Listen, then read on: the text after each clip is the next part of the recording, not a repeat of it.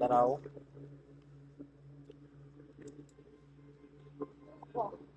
তারপর আরিফ, কি খবর? তো ভালো। অনেক কল্পনা কল্পনা। বলো। আমরা গতকালকে রাত্রে রওনা দিছি। গত রাত্রে 11:30টায়। হ্যাঁ, 11টা, সাড়ে 11টা।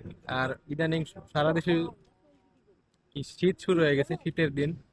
আমরা ভাবছিলাম যে ম্যাক পাবো না। তো আজকে পুরো সারপ্রাইজ।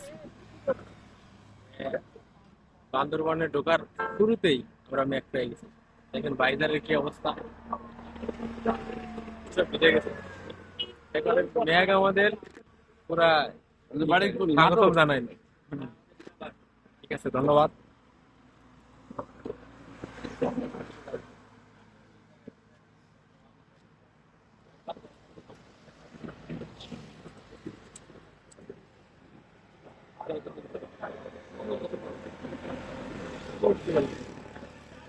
আসলে আমি খুবই এক্সাইটেড, কারণ এরকম